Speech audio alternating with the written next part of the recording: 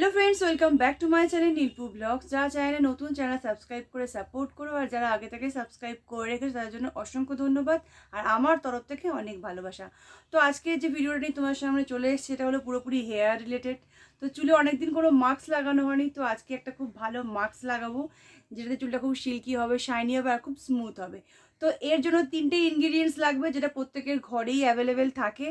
তো চলো দেখে নেবে মাস্কটা কীভাবে বানাই আর কী কী ইনগ্রিডিয়েন্টস দিয়ে বানাচ্ছি। আর ভিডিওটা স্কিপ না করে পুরোটা দেখো, আশা করি খুব ভালো লাগবে আর একটা হেল্পফুলও হবে। প্রথমেই লাগবে হলো একটা কলা, যেটা চুলকে খুবই সিল্কি করে। তো খোসাটা ছাড়িয়ে নিচ্ছি, পিস করে নিলাম। দিচ্ছি একটুখানি ফ্রেশ অ্যালোভেরা। তোমাদের কাছে যদি ফ্রেশ অ্যালোভেরা এরকম নাও থাকে, যে কোনো অ্যালোভেরা জেল দিতে পারো। নিয়েছি হলো একটা ডিম, এর সাদা অংশটা দিয়ে নেব।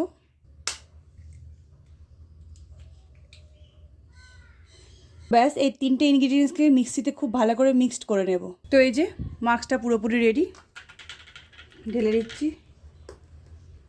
তো চুলটাকে ভালো করে আঁচড়ে জটমুক্ত করে নিয়েছি আর মাস্কটাও পুরোপুরি রেডি। তো এই যে মাস্কটা, যাদের চুল প্রচুর রাফ হয়ে গেছে, সিল্কি ভাবটা চলে গেছে, শাইনি ভাবটা চলে গেছে, তারা এই মাস্কটা কিন্তু ডেফিনেটলি ইউজ করবে, খুব ভালো রেজাল্ট পাবে।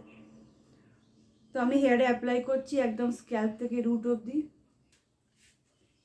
তো এভাবে খুব ভালোভাবে লাগিয়ে নেব।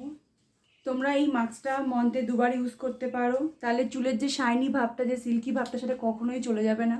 আর এখন তো বিয়েবাড়ির সিজন, এই মাস্কটা অ্যাপ্লাই করলে তো চুল প্রচুর সিল্কি হবে, প্রচুর স্মুথ আর শাইনি হবেই।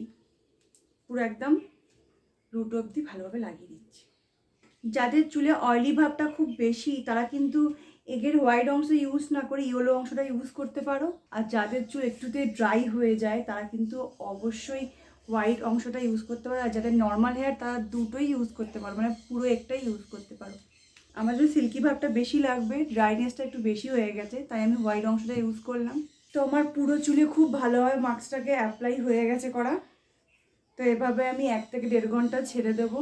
তোমাদের হাতে যদি কম সময় থাকে, অন্তত পক্ষে 30 মিনিট তো রাখতেই হবে। তারপর শ্যাম্পু করে কন্ডিশনিং করে চুলটাকে ধুয়ে নেব। তো আমার শ্যাম্পু করে চুলটা পুরোপুরি শুকানো হয়ে গেছে। জাস্ট দেখো কতটা শাইনি লাগছে।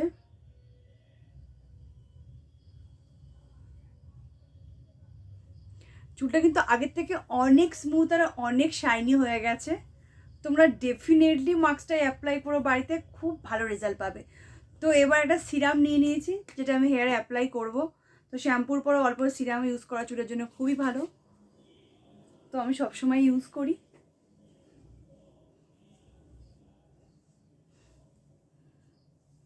তো ব্যাস ডান। তা তোমাদের ভিডিওটি কেমন লাগলো কমেন্টে জানাতে ভুলো না। ভালো লাগলে লাইক শেয়ার সাবস্ক্রাইব করে আমাকে সাপোর্ট করো, পাশে থেকো। তো টাটা, সকলের সঙ্গে দেখা হবে আবার নেক্সট ব্লগে। সকলে ভালো থেকো, সুস্থ থেকো, টাটা।